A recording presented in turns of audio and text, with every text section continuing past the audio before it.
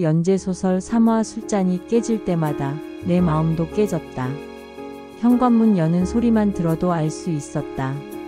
오늘 밤이 어떤 밤이 될지. 열쇠가 자물쇠에 한 번에 들어가면 괜찮은 날이었다. 두 번, 세 번 헛돌리면 술에 취한 것이었다.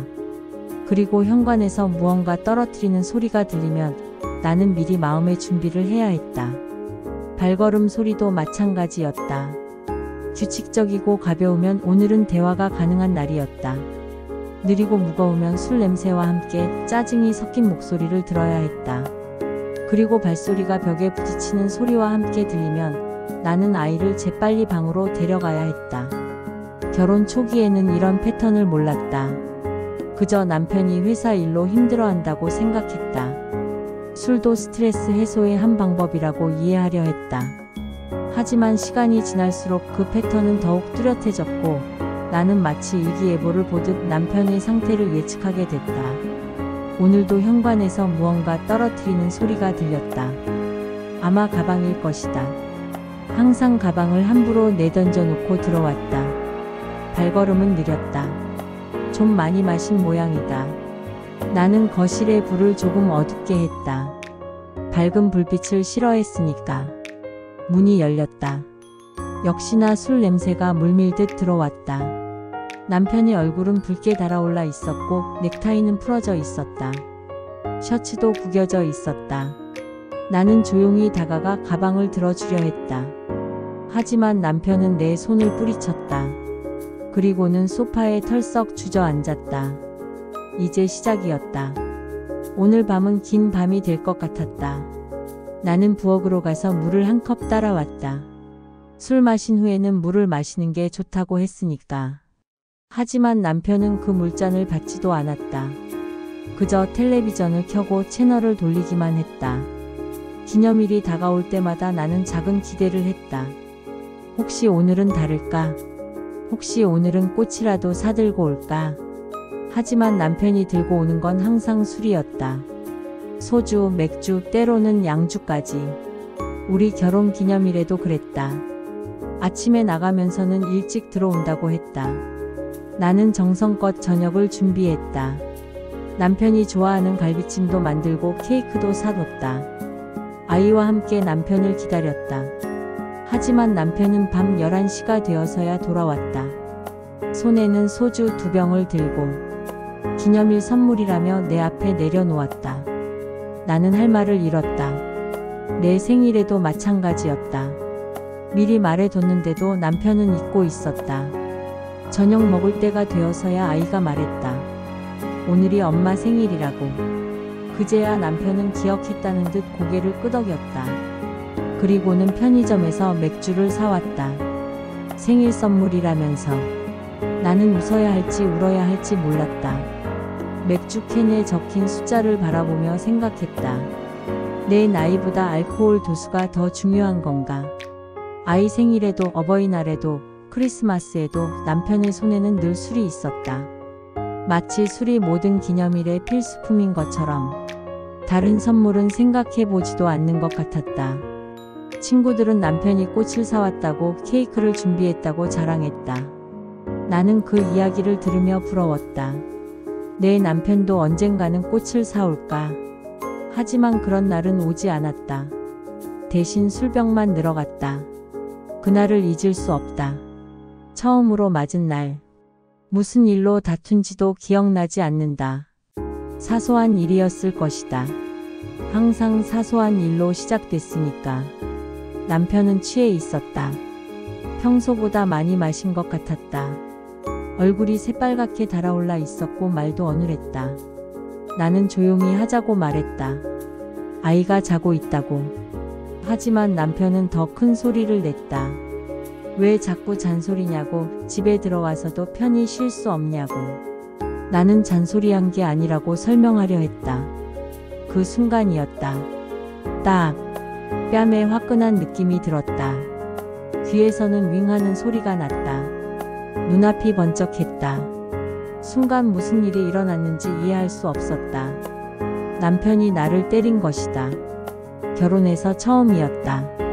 뺨이 아팠지만 마음이 더 아팠다. 이런 일이 정말 일어날 줄 몰랐다. 그때 아이 방에서 울음소리가 들렸다. 아이가 잠에서 깬 것이다. 큰 소리에 놀란 모양이었다. 나는 뺨을 감싸며 아이 방으로 뛰어갔다. 아이는 울면서 물었다. 무슨 소리였냐고. 나는 대답할 수 없었다. 아이 앞에서 맞았다는 사실이 더 부끄러웠다. 아이에게 이런 모습을 보여줘서는 안 되는데. 아이를 달래고 다시 재우는 동안 남편은 베란다에서 담배를 피우고 있었다. 마치 아무 일도 없었던 것처럼. 나는 화장실에서 거울을 봤다. 뺨이 빨갛게 부어올라 있었다. 그날 밤 나는 잠들 수 없었다. 뺨의 통증보다 마음의 상처가 더 깊었다. 이게 정말 내 남편인가? 내가 사랑했던 사람인가? 장마철이 왔다. 비는 며칠째 계속 내리고 있었다. 습하고 무거운 공기가 집안에 가득했다. 그날도 남편은 취해서 들어왔다. 비에 젖은 옷에서는 술 냄새와 빗물 냄새가 함께 났다. 남편의 기분은 날씨처럼 우울해 보였다. 말수도 적었고 표정도 어두웠다. 나는 수건을 가져다 주며 옷을 갈아입으라고 말했다. 감기 걸린다고. 하지만 남편은 수건을 받지 않았다. 그대로 소파에 앉더니 텔레비전을 켰다. 볼륨을 크게 틀었다. 빗소리와 텔레비전 소리가 뒤엉켰다. 나는 아이가 깰까봐 볼륨을 줄여달라고 부탁했다. 그런데 남편이 갑자기 화를 냈다. 왜 자꾸 간섭하느냐고. 집에서도 편히 쉴 수 없냐고. 그러더니 갑자기 욕설을 쏟아내기 시작했다. 평소에 듣지 못했던 더러운 말들이 빗소리처럼 쏟아졌다. 나는 그 자리에 서서 그 말들을 들어야 했다. 창밖의 빗소리와 남편의 욕설이 뒤섞였다. 빗방울이 창문을 때리는 소리와 남편의 목소리가 구분되지 않았다. 모든 게 시끄럽고 혼란스러웠다. 나는 고개를 숙이고 서 있었다. 대답하면 더 화낼 것 같았다. 변명하면 더 큰 소리를 칠 것 같았다. 그래서 그냥 들었다. 빗소리처럼 그냥. 아이가 방에서 나왔다. 아빠 목소리가 너무 크다며 무서워했다. 나는 아이를 안고 다시 방으로 데려갔다. 아이 귀를 막아주면서 자장가를 불렀다. 그날 밤 비는 새벽까지 내렸다. 남편의 욕설도 새벽까지 계속됐다. 나는 아이와 함께 방에서 그 소리들을 듣고 있었다. 술잔이 깨지는 소리는 항상 갑작스러웠다. 예고 없이 찾아왔다. 그날도 그랬다. 평범한 저녁이었는데 갑자기 유리 깨지는 소리가 집안을 울렸다. 남편이 식탁 위에 소주잔을 바닥에 내던진 것이다. 이유는 간단했다. 반찬이 짜다고 밥이 맛없다고. 그런 이유로 술잔이 산산조각 났다. 유리 파편이 사방에 흩어졌다. 작은 조각들이 바닥에 반짝였다. 나는 빗자루를 가져와 조심스럽게 치웠다. 발을 다칠까봐 천천히 구석구석. 치우는 동안 남편은 계속 소리쳤다. 왜 이렇게 요리를 못하느냐고. 다른 집 아내들은 다 잘한다고. 나만 못한다고. 그 말들이 유리 파편보다 더 날카로웠다. 나는 아무 대답도 하지 않았다. 그저 묵묵히 치웠다. 유리 조각들을 하나씩 주워 담으면서 생각했다. 이게 결혼 생활인가? 이게 사랑하는 사이인가? 그날 이후로 남편은 화가 날 때마다 무언가를 던졌다. 컵도 접시도 때로는 재떨이도. 그때마다 나는 치웠다. 조용히 말없이. 아이가 물었다. 왜 아빠는 자꾸 물건을 던지냐고. 나는 대답할 수 없었다. 어떻게 설명해야 할지 몰랐다. 아이에게 이런 모습을 보여주고 싶지 않았다. 유리 파편을 치우면서 나는 깨달았다. 술잔이 깨질 때마다 내 마음도 조금씩 깨져간다는 것을. 그리고 그 마음은 유리와 달리 다시 붙일 수 없다는 것을. 깨진 유리는 치울 수 있었지만 깨진 마음은 어떻게 해야 할지 몰랐다. 그저 그 자리에 그대로 두고 살아가는 수밖에. 친정에 가고 싶었다. 엄마 품에서 실컷 울고 싶었다. 이런 생활이 견딜 수 없다고, 도저히 못 살겠다고 말하고 싶었다. 어느 날 정말로 가방을 쌌다. 아이 옷가지와 내 옷 몇 벌을 담았다. 이대로는 안 되겠다고 생각했다. 잠시라도 떨어져 있어야겠다고 남편에게 말했다.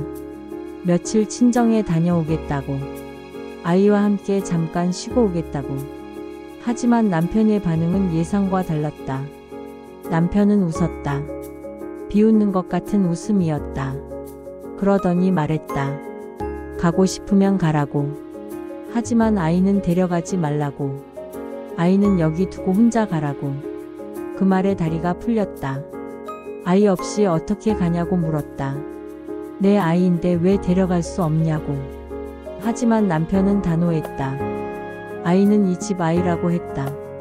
내가 나간다고 해서 아이까지 데려갈 수는 없다고. 그렇게 하고 싶으면 영영 나가지 말라고. 나는 선택해야 했다.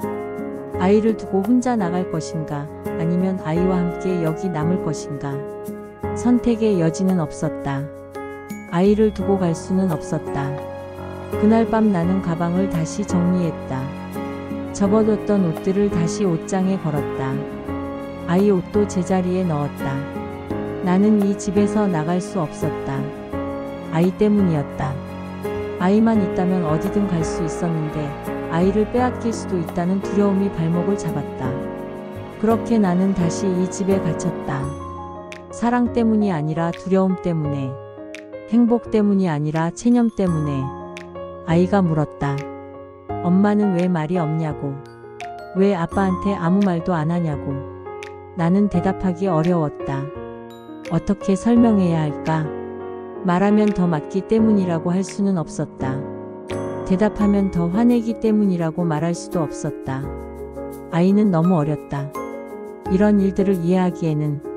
그래서 나는 그냥 웃었다. 엄마가 원래 말이 적다고. 조용한 게 좋다고. 하지만 아이는 만족하지 않았다. 아이가 말했다. 친구 엄마들은 다 말이 많다고. 아빠랑 많이 이야기한다고. 우리 집만 조용하다고. 그 말에 가슴이 아팠다. 아이에게 잘못된 가정의 모습을 보여주고 있다는 생각이 들었다. 부부가 대화하지 않는 게 당연한 일인 줄 알게 될까봐 두려웠다. 하지만 어쩔 수 없었다. 남편 앞에서 말을 하면 트집을 잡았다. 목소리가 크다고 말투가 건방지다고. 그래서 침묵하는 게 나았다. 침묵은 나를 지키는 방법이었다. 말하지 않으면 맞지 않았다. 대답하지 않으면 화내지 않았다. 그래서 나는 점점 말을 잃어갔다. 집 밖에서는 평범하게 말했다. 친구들과도, 가게 사람들과도. 하지만 집에만 들어오면 벙어리가 됐다. 입을 다물고 고개만 끄덕였다. 아이는 그런 내 모습을 보며 자랐다. 엄마는 아빠 앞에서 말하지 않는 사람이라고 배웠다. 그게 자연스러운 일이라고 생각하게 됐다. 그것이 가장 죄스러웠다. 아이에게 잘못된 사랑의 모습을 가르치고 있다는 것이. 오늘도 남편은 취해서 들어왔다. 시계를 보니 밤 11시가 넘었다. 어김없이 알코올 냄새가 현관부터 풍겼다. 이제는 그 냄새에 익숙해져서 놀라지도 않았다. 남편의 발걸음은 비틀거렸다. 오늘은 평소보다 더 많이 마신 것 같았다. 현관에서 신발을 벗다가 넘어질 뻔했다. 벽에 손을 짚고 겨우 균형을 잡았다. 나는 부엌에서 물을 끓이고 있었다. 해장국을 끓여줘야겠다고 생각했다. 술 마신 다음날 아침이면 늘 찾는 것이 해장국이었으니까. 남편은 거실로 들어와 소파에 쓰러지듯 앉았다. 그리고는 또 시작됐다. 회사 일이 힘들다고, 상사가 짜증난다고, 동료들이 이상하다고.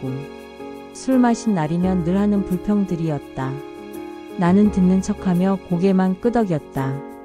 맞장구를 치면 더 오래 이어질 것이고 무시하면 화낼 것이었다. 적당히 듣는 척하는 게 최선이었다. 창밖을 보니 다른 집들은 불이 꺼져 있었다. 모두 잠든 시간이었다.